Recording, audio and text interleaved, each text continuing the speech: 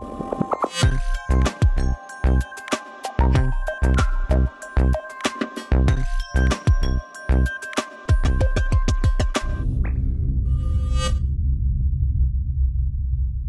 our point of view at Eurelectric, we really think that the most important element that we can look at for the next 10, 20, 30 years is how we decarbonise the gas supply.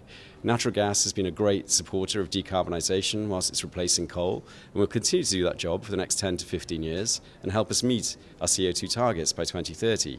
But the 20 years after that are more of a mystery, and we have to see how we bring forward things like biomethane, how we bring things like hydrogen into the home, into industry, and also how we reduce the costs of those new and exciting technologies. We have to stop looking for the silver bullet, stop looking for the unicorn. We need to start taking an energy systems-wide perspective, and we also need to start taking decisions with respect to our energy system. I've seen a lot of commitments that fossil gas is no longer the future. We need to move away from fossil gas if we want to achieve our climate targets.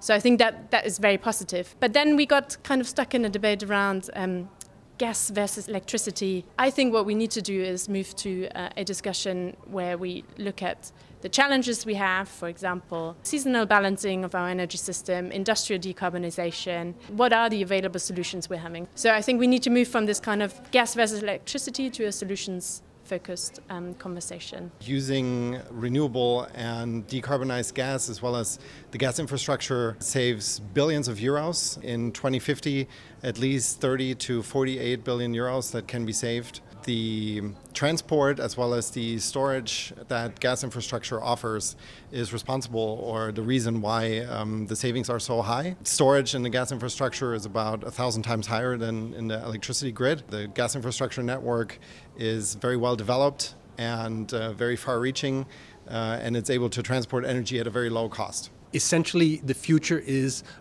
electric, and that we move towards a 2050 scenario where at least half of total final energy consumption is electric.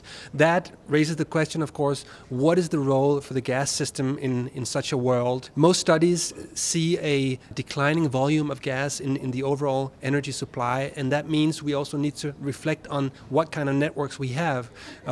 How do we reinforce the networks to make them future-proof for a climate-neutral future? How do we refurbish them, and how do we, let's say, look at where to prioritize the infrastructure? Because it goes without saying that if you have the same infrastructure for a smaller volume, then the relative cost of the infrastructure will increase. Even though green gas can play a very important role as an alternative or a complement to electrification, it should not be a goal in itself. The goal is to strongly reduce emissions in all sectors of the economy according to the targets set by the heads of state and government. We should really focus on what its contribution can be in the end-use sectors.